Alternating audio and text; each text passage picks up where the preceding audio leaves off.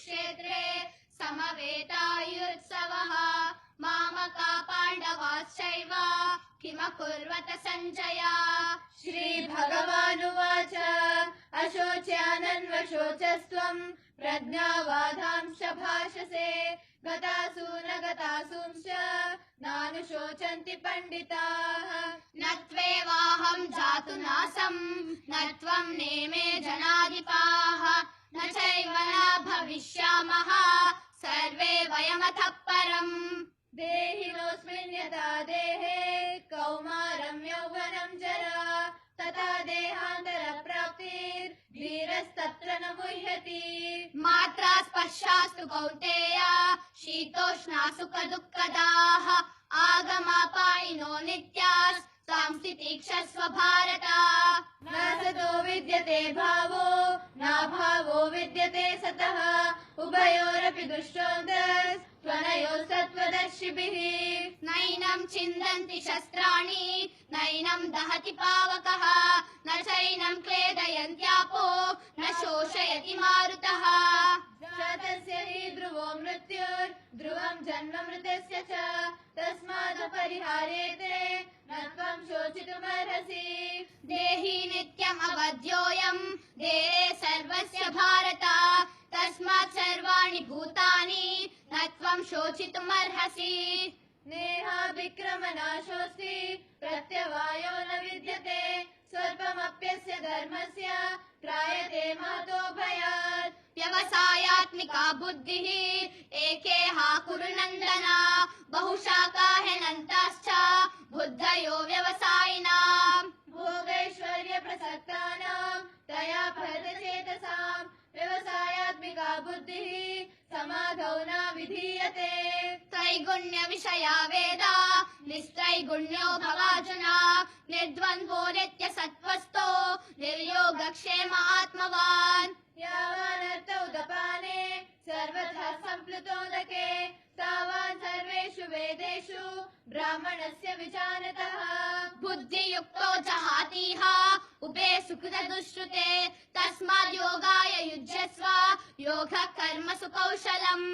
ध्यायतो विषयान् पुंसः सङ्गस्तेषूपजायते सङ्गात् सञ्जायते कामः कामात् क्रोधोऽभिजायते। क्रोधात् भवति सम्मोहः सम्मोहात् स्मृतिविभ्रमः स्मृतिभ्रंशात् बुद्धिनाशो बुद्धिनाशात् प्रणश्यति।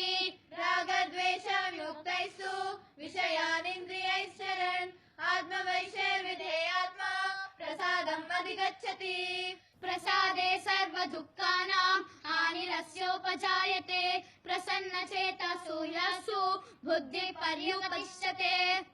यज्ञात् कर्मणोऽन्यत्र लोकोऽयं कर्मबन्धनः प्रदत्तं कर्म कौन्तेय मुक्तसङ्गसमाचर।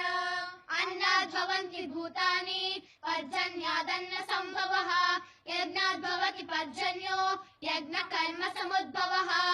यद्यदाचरति श्रेष्ठः तत्तदेवेतरो जनः स यत्प्रमाणं कुरुते लोकस्तदनुवर्तते। प्रकृते क्रियमाणानि गुणैः कर्माणि सर्वशः अहङ्कार विमूढात्मा कर्ताहमीति मन्यते।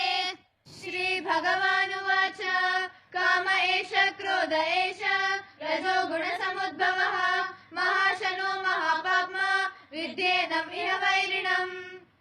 आवृतं ज्ञानमेतेन ज्ञानिनो नित्यवैरिणा कामरूपेण कौन्तेय दुष्पुरेण लेन च।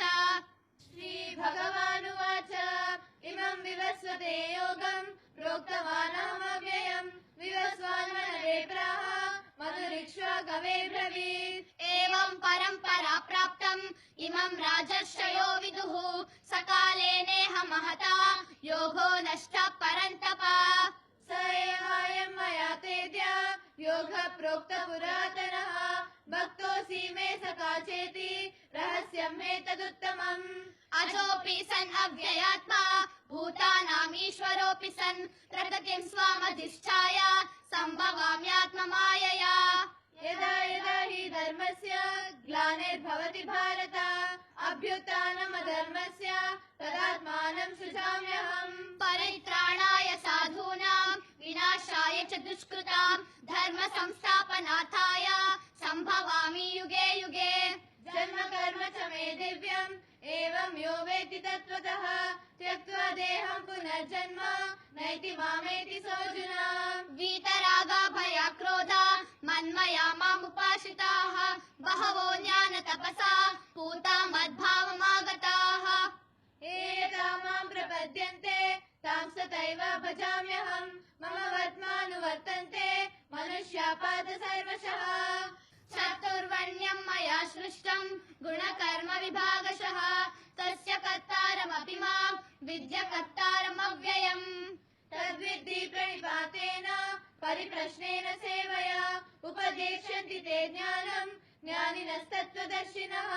विद्या विनय सम्पन्ने ब्राह्मणे गविहस्तिनि शुनि चैव स्वपाके च पण्डिता समदर्शिनः।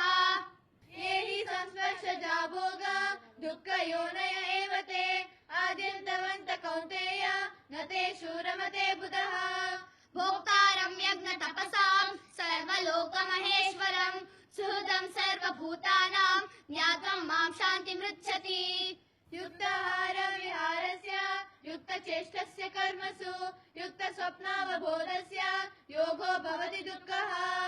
प्राप्य पुण्याकृतां लोकान् उषित्वा शाश्वती समाः शुचीनां श्रीमताङ्गेः योगभ्रष्टोऽभिजायते।